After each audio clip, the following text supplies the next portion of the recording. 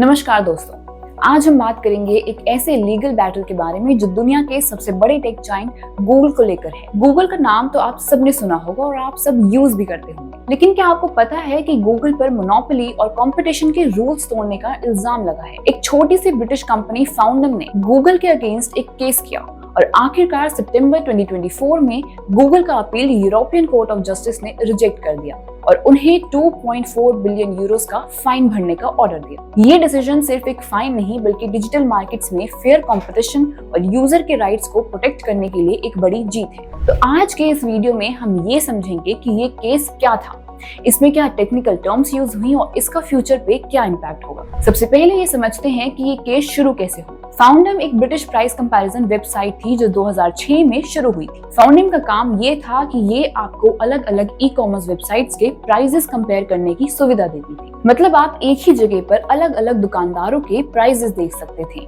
और best deal choose कर सकते थे। लेकिन 2006 के बाद फाउंडम ने देखा कि उनका वेबसाइट गूगल सर्च रिजल्ट्स में बहुत नीचे दिखने लगा। फाउंडम का क्लेम था कि गूगल ने उनके वेबसाइट को जानबूझकर सर्च रिजल्ट से दूर कर दिया ताकि गूगल की खुद की शॉपिंग कंपैरिजन सर्विस, जिसे आज आप गूगल शॉपिंग के नाम से जानते हैं, पहले दिखाई दे। गूगल का सर्च इंजन एल्गोरिथम्स कैसे काम करता है?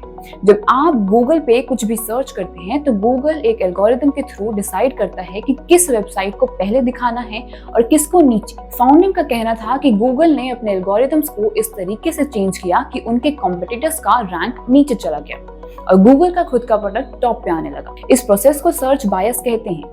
सर्च बायस का मतलब है कि एक सर्च इंजन अपनी मर्जी से एक प्रोडक्ट या सर्विस को ज्यादा प्रमोट कर रहा है, जबकि वो एक्चुअल रेलेवेंस के बेसिस पर टॉप रिजल्ट नहीं होना चाहिए। फाउंडम ने ये केस यूरोपियन कमीशन के सामने उठाया जो यूरोप के अंडर कंपटीशन के रूल्स को बनाता और एनफोर्स करता है।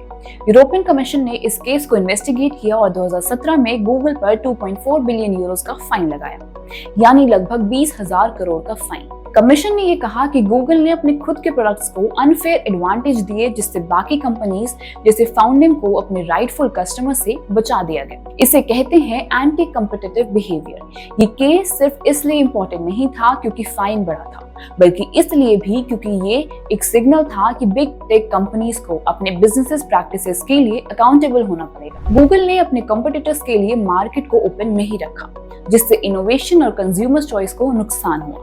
ये काफी बड़ी बात थी डिजिटल मार्केट्स के लिए। गूगल ने इस फैसले को एक्सेप्ट नहीं किया और कोर्ट में इस डिसीजन के अगेंस्ट अपील डाल दी। उन्होंने कहा कि उनका एल्गोरिथम सिर्फ यूजर एक्सपीरियंस को इम्प्रूव करने के लिए डिजाइन किया गया था। मतलब गूगल का कहना था कि उन्होंने अपने सर्च रिजल्ट्स को बेटर बनाया ताकि यूजर्स को ज्यादा यूजफुल और रेलेवेंट रिजल्ट्स मिल सके। गूगल के लॉयर्स का कहना था कि उनका सर्च इंजन किसी भी कंप्यूटर को अनफेयर ट्रीटमेंट नहीं दे रहा था और जो एल्गोरिथम चेंजेस किए गए वो एक नेचुरल इंप्रूवमेंट थे। लेकिन यूरोपियन कोर्ट्स ने गूगल के इस आर्गुमेंट को एक्सेप्ट नहीं किया और हर लेवल पर ये केस चलने के बाद सितंबर 2024 में यूरोपियन कोर्ट ऑफ जस्टिस ने गूगल के फाइनल अपील को रिजेक्ट कर दिया। फाइनली 10 सितंबर 2024 को यूरोपियन कोर्ट ऑफ जस्टिस ने गूगल के फाइनल अपील रिजेक्ट कर दी और यूरोपियन कमीशन का 2.4 बिलियन यूरोस का फाइन कंफर्म कर दिया। कोर्ट ने कहा कि गूगल ने सर्च रिजल्ट्स को मैनिपुलेट करके अपने कॉम्पिटिटर्स के साथ अनफेयर प्रैक्टिसेस की हैं, जिससे उन्हें फायदा मिला और कंपटीशन का बिजनेस इंपैक्ट हुआ। कोर्ट ने यह भी कहा कि गूगल के एल्गोरिथम के चेंजेस सिर्फ कंज्यूमर बेनिफिट के लिए नहीं बल्कि अपने बिजनेसेस को प्रमोट करने के लिए की गई थी, जो कि एंटी ट्रस्ट लॉज का वायलेशन है। अब सवाल ये उठता है कि ये केस के आगे क्या इम्प्लीकेशंस हैं। फाउंडम वर्सेस गूगल केस ने एक क्लियर सिग्नल दिया है कि बिग टेक कंपनीज को अपनी मार्केट पावर का मिसयूज नहीं करना चाहिए।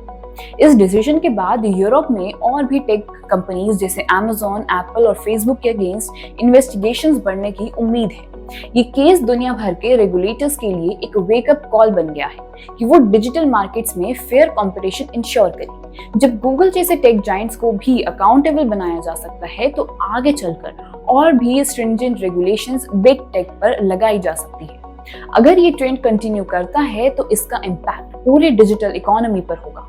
छोटी कंपनीज को भी अपने प्रोडक्ट्स और सर्विसेज को फेयरली प्रमोट करने का मौका मिलेगा और कंज्यूमर्स को ज्यादा चॉइसेस मिलेंगी। दोस्तों, फाउंडम वर्सेस गूगल केस सिर्फ एक लीगल बैटल नहीं था, बल्कि ये एक रिमाइंडर है कि चाहे कितनी भी बड़ी कंपनी क्यों ना हो, वो अपने कंपटीटर्स के साथ अनफेयर प्रैक्टिसेस नहीं कर सकती। इस केस का इम्पैक्ट आपके फ्यूचर पर भी होगा, स्पेशली अगर आप एंटरप्रेन्योर या स्टार्टअप फाउंडर बनना चाहते हैं। ये केस बताता है कि डिजिटल मार्केट्स में फेयर कंपटीशन कितना जरूरी है।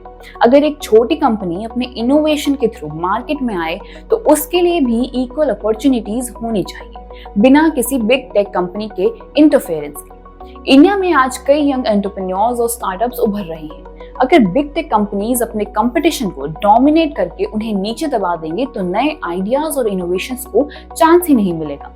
इसलिए ये केस आपको भी इंस्पायर कर सकता है कि आप अपने प्रोडक्ट या सर्विस को मार्केट में फेयर कंपटीशन के बेसिस पे प्रमोट कर सकें। आगे चलकर ये डिसीजन ग्लोबल रेगुलेटर्स को और ज्यादा मोटिवेट करेगा, ताकि वो बिग टेक कंपनीज के प्रैक्टिसेस पर नजर रखें। इससे छोटे बिजनेसेस को ग्रो करने का मौका मिलेगा और कंज्यूमर्स को भी बेस्ट प्रोडक्ट्स और सर्विसेज मिलेंगे। तो अब आप सोचिए, अगर गूगल जैसी बड़ी कंपनी भी लॉस को तोड़ने के लिए अकाउंटेबल हो सकती है, तो हम सबको भी अपनी इंडस्ट्री में फेयर और ऑनेस्ट प्रैक्टिसेस फॉलो करनी चाहिए।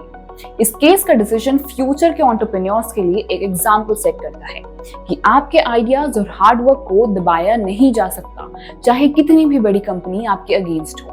तो आपको क्या लगता है, क्या फाउंडर वर्सेस गूगल केस के डिसीजन ने डिजिटल इकोनॉमी के लिए एक नया रास्ता बनाया है? अपने विचार कमेंट सेक्शन में जरूर शेयर करें। अगर आपको ये वीडियो इंफॉर्मेटिव लगे तो इसे लाइक करें, शेयर करें और सब्सक्राइब करना ना भूलें। फ्यूचर में आपके स्टार्टअप का भी ये वर्ल्ड में एक बड़ा नाम हो सकता है। रिमेंबर, आज का डिसीजन आपके लिए भी एक इंस्पिरेशन हो सकता है। ऐसी और खबरों के लिए देखते रहें क्लिक इंडिया।